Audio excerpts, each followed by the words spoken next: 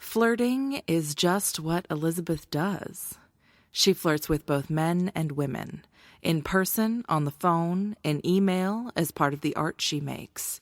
Seriously, ironically, coquettishly, brazenly, openly, subtly, with humor, with objects, with grace and absurdity. She flirts with the old and the young, the beautiful and the homely, the tall and the short, the hairless and the furry. If you watch closely, you'll find she flirts with pets and houseplants and the silverware by her plate. Elizabeth is an artist. She makes provocative pieces that tell stories of worlds both real and imagined. They aren't provocative in a titillating way, despite the fact that through them she flirts. But flirting isn't always romantic. In fact, if you look up the word, it means various things. To move erratically or in a jerking manner. To come close to reaching or experiencing something. To show superficial or casual liking.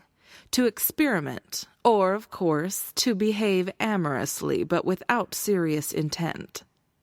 So the flirting inner provocative art takes many forms. Some of them are quite unsettling.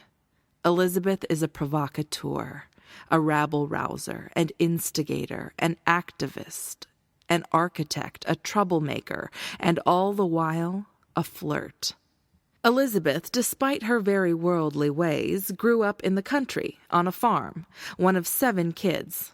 Along with a large brood, her mother was saddled with some psychiatric issues that led to a rather chaotic atmosphere. Some of the 7 siblings are from the legitimate marital partnership, and some are the bastard children, the result of a farmhand and a torrid affair.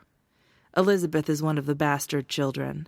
Between her mother's extramarital and not terribly well-hidden trysts, and the constant sex party that is a farm animal's life, Elizabeth learned a great deal about seduction, or at least fornication, at an early age.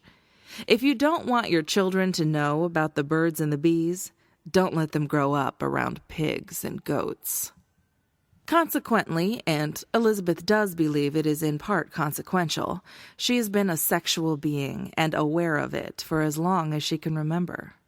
She had her first boyfriend as soon as she was around a boy to whom she wasn't related. The first boy she found, she snatched him up. She was just a child, so no actual snatch was involved. He was her kindergarten boyfriend, and she would show her affection by kicking him in the shins. The farm animals didn't teach much about courtship. He remained her boyfriend until the 4th grade, so he must have appreciated the shin kicking. In 5th grade, Elizabeth got distinctly chubby and remained so throughout junior high. There were no boys willing to let her kick their shins. That didn't stop her from being completely boy crazy, just not successfully so.